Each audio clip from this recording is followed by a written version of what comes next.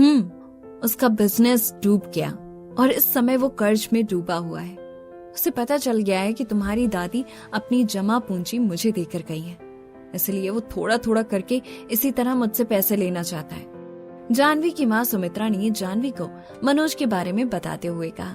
जानवी ने थोड़ा सिर हिलाया और अपनी माँ सुमित्रा से कहा, माँ, पर वो अगर दोबारा घर आए तो? सुमित्रा ने कुछ देर चुप रहते हुए फिर से जानवी को अलर्ट करते हुए उससे कहा, देखो बेटा, अगर वो कभी भी तुम्हारे पास आकर पैसे मांगता है तो तुम 1 रुपए भी नहीं दोगी उसे।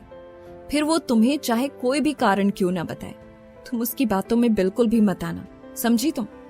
जानवी ने सिर हिलाते हुए सिर्फ हाँ में जवाब दिया और मन ही मन सोचने लगी, पहले जब भी मैं माँ से पापा के बारे में पूछती थी तो माँ हमेशा मेरी बात को टाल दिया करती थी, और मैं जिद करती थी तो माँ गुस्से में मुझे डांट देती थी, और आज इस तरह उनके बारे में पता चलना।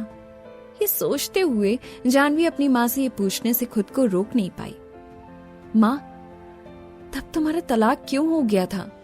जैसे ही जानवी ने सुमित्रा से ये पूछा तो अचानक से उसके मन में नफरत के अंगारे सुलगने लगे। नफरत के घूंट पीते हुए सुमित्रा ने जानवी से कहा, मनोज ने मुझे धोखा दिया था और किसी और से उसका एक बेटा भी है। तलाक से पहले उसने तुम्हारे दादाजी की सारी प्रॉपर्टी धोखे से अपने नाम करवा ली थी। इस तरह के गिरे हुए इंसान को तलाक नहीं देती तो क्या करती मैं? कोई भी औरत उसके साथ रहना पसंद नहीं करेगी।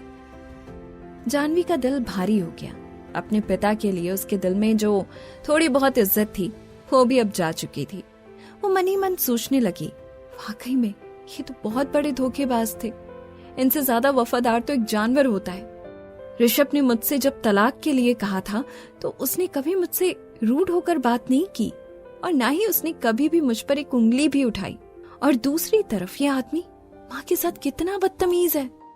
डिवोर्स के इतने सालों बाद भी वो माँ से पैसे मांग रहे हैं, और तो और वो माँ के साथ वायलेंस भी हो गए।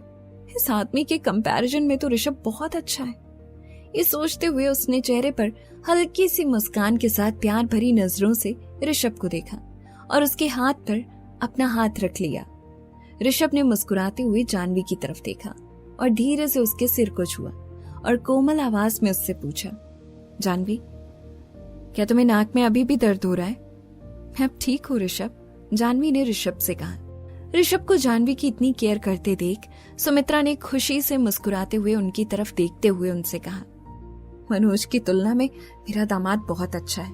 बस अपनी एक्स गर्लफ्रेंड को लेकर वो थोड़ा सेल्फिश हो जाता है। बस मुझे यही बात उसकी पसंद नहीं है।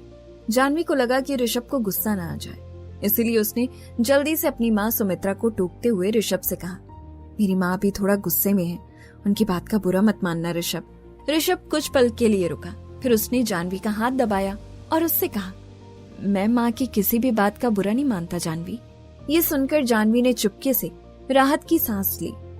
उसने अपने मन में सोचा, समय के साथ ऋषभ अपने गुस्से पर कंट्रोल करना सीख रहे हैं, या वो पहले वाले ऋषभ नहीं रहे। कुछ देर में जानवी नाक का एक्सरे करवाने के लिए रेडियोलॉजी रूम में गई। सुमित्रा भी उसके साथ गई। ऋषभ एक बिजनेस कॉल का जवाब देने के लिए बाहर चला गया। कुछ लोग पहले से ही लाइन में खड़े थे, इसीलिए उन्हें कुछ समय इंतजार करना पड़ा। इसीलिए जानवी अपनी माँ के साथ वहीं रखी खाली चेयर्स पर बैठ गई। जानवी की नाक से अभी भी हल्का हल्का खून निकल ही रहा था। दर्द के कारण उसका सिर थोड़ा चकरा रहा था, इसीलिए वो अपनी माँ के कंधे पर झुक गई। अचानक उसे एहसास हुआ कि कोई उसे देख रहा है। जानवी ने जैसे ही अपनी नजरें घुमाते हुए चारों ओर देखा तो उसकी नजर व्हील चेयर पर बैठी एक औरत पर पड़ी, जिसे देखकर जानवी अचानक से चौंक गई, क्योंकि ये औरत कोई और नहीं बल्कि माया की माँ मोहिनी महाजन थी, जो एक व्हील चेयर पर बैठी थी और एक आदमी उसे धक्का देते रेडियोलॉजी रूम की तरफ लेकर आ रहा था। मोहिनी और जानवी तब एक दूसरे की आंखों में देखे जा रहे थे। जैसे जैसे मोहिनी जानवी के पास आती जा रही थी, जानवी के चेहरे के अजीब हाव भाव को देखकर सुमित्रा ने उसकी नजरों का पीछा किया तो देखा एक औरत फैंसी ड्रेस पहने, मेकअप किए हुए, एक्सपेंसिव ज्वेलरी पहने व्हील चेयर पर बैठे जानवी को बुरी तरह गुस्से भरी नजरों से देखते हुए आ रही थी। ये देखकर सुमित्रा का दिमाग खराब हो गया। उसने थोड़ा जोर से चिल्लाते हुए उससे कहा, ऐसे क्या देख रही हो मेरी बेटी को? क्या कभी कोई सुंदर लड़की को नहीं देखा है? सुमित्रा की बातें सुनकर मोहिनी का चेहरा बदल गया। उसने एक पल के लिए गुस्से से सुमित्रा को देखा और फिर जानवी को फिर से देखा। जानवी ने सुमित्रा का हाथ दबाते हुए धीरे से कहा, माँ, वो माया की माँ मोहिनी महाजन है। क्या? ये उस चालाक लड़की माया की माँ है? सुमित्रा ने थोड़ा चौंकते हुए जानवी से कहा। जानवी ने सिर हिलाते हुए सिर्फ हाँ में जवाब दिया। सुमित्रा गुस्से से तिलमिला उठी। उसने मोहिनी की ओर देखते हुए कहा, मेरी बेटी को घूरना बंद करो, समझी तुम, घमंडी और चालाक औरत। वहां मौजूद सभी लोग मोहिनी और सुमित्रा की तरफ देख रहे थे। मोहिनी शहर के नामी बिजनेसमैन मिस्टर ऋषि महाजन की पत्नी थी। इससे पहले कभी किसी ने उससे इस तरह चिल्लाकर बात करने की हिम्मत नहीं की थी। उसने अपना सिर अपने पीछे खड़े नौकर की तरफ घुमाया और जोर से उससे कहा, तुम्हें बहुत मजा आ रहा है ये सब सुनने में? नहीं मैडम, नौकर ने मोहिनी से थोड़े डरते हुए कहा। तो फिर खड़े क्यों हो? चलो मुझे ले चलो यहाँ से, इस सन की औरत से दूर, पागल कहीं की। मोहिनी ने तिरछी नजरों से सुमित्रा की तरफ देखते हुए बड़बड़ाते हुए थोड़ा जोर से नौकर से कहा। जैसे ही सुमित्रा ने यह सुना, वो गुस्से से तिलमिला गई। वो एकदम से खड़ी हुई और मोहिनी को गुस्से भरी आंखों से देखा और कहा, क्या कहा तुमने मुझे? पागल? पागल मैं नहीं बल्कि तुम हो, और तुम्हारी वो बेटी माया। किसी की ना सुनने वाली मोहिनी अंदर ही अंदर तब गुस्से से भड़क रही थी, पर व्हील चेयर पर बैठी वो चाहकर भी कुछ नहीं कर पा रही थी।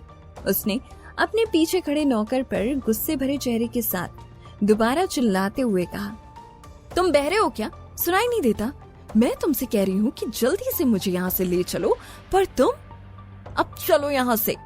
नौकर ने इस बार उससे कुछ कहने की हिम्मत नहीं की।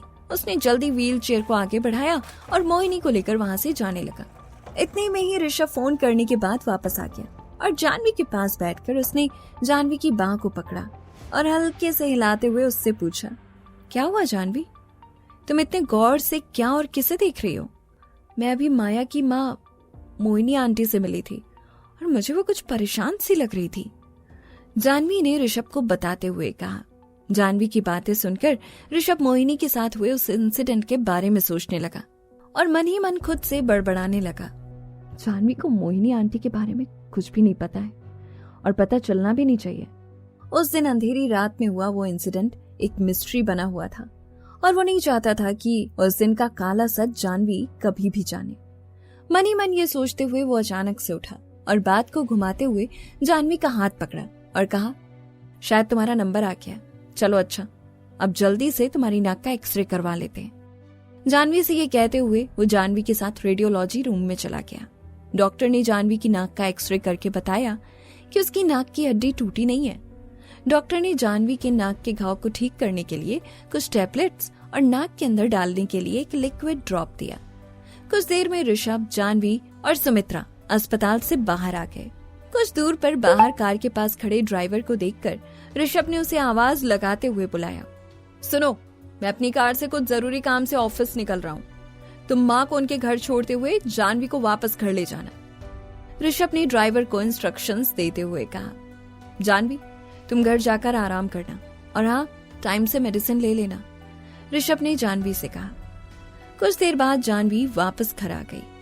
अपना बैग बेड के साइड टेबल पर रखकर वो अपना चेहरा धोने के लिए बाथरूम गई। बाथरूम से आकर थोड़ा रिलैक्स होकर उसने अपना फोन निकाला और सोफे पर बैठ गई। जैसे ही उसने अपना मोबाइल फोन देखा, उसे एक अननोन लैंडलाइन नंबर से 2 मिस्ड कॉल दिखी।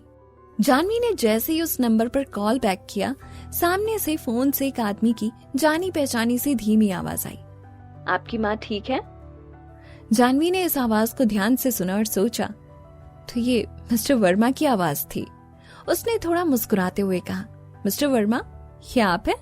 जी, मेरी माँ ठीक है अब। Thank you for your concern mister Verma. चलिए अच्छा है। मिस्टर वर्मा ने जानवी से फोन पर धीरे से कहा। जानवी को नहीं पता था कि क्या कहना है, इसलिए उसने फिर से उसे थैंक यू कहा। मिस्टर वर्मा ने कोई जवाब नहीं दिया। दोनों कुछ देर चुप रहे। फिर मिस्टर वर्मा ने कहा, और अब आपकी चोट कैसी है? जानवी ये सुनकर थोड़ा शॉक्ड हो गई, ये सोचकर कि उसे कैसे पता चला कि उसे चोट लगी है। ठीक है, थैंक यू। उसने मिस्टर वर्मा से बिना कोई सवाल किए बस इतना ही जवाब दिया। माय प्लेजर, मिस्टर वर्मा ने जानवी से कहा। जानवी को लगा कि मिस्टर वर्मा फोन काट देंगे, लेकिन मिस्टर वर्मा ने फोन नहीं काटा। जानवी ज्यादा किसी से बात नहीं करती थी और वो उसे अच्छी तरह से जानती भी नहीं थी, इसलिए उसे समझ नहीं आ रहा था कि वो क्या बात करे। जानवी का कोई रिस्पॉन्स न मिलने पर कुछ सेकंड्स के बाद मिस्टर वर्मा ने धीरे से फोन काट दिया। जानवी ने भी अपना फोन रख दिया और वो मन ही मन सोचने लगी, मुझे ऐसा क्यों लगता है कि मिस्टर वर्मा थोड़ी बहुत मेरी परवाह करते हैं। लेकिन इसके बारे में ज्यादा न सोचते हुए उसने इसे दिल पर नहीं लिया, क्योंकि वो ऋषभ के अलावा और किसी पराये आदमी के बारे में ज्यादा बात करना पसंद नहीं करती थी। रात में ऋषभ जल्दी घर वापस आ गया। उसने सौम्या आंटी से जानवी के लिए दलिया और टोमेटो सूप बनाने के लिए कहा। ऋषभ ने अपने हाथ से जानवी को दलिया और सूप पिलाने के बाद उससे पूछा, तुमने टाइम से अपनी टेबलेट्स ली थी ना? जानवी ने हाँ करते हुए अपना सिर हिलाया। और वो नोज ड्रॉप, उसे नाक में डाला तुमने?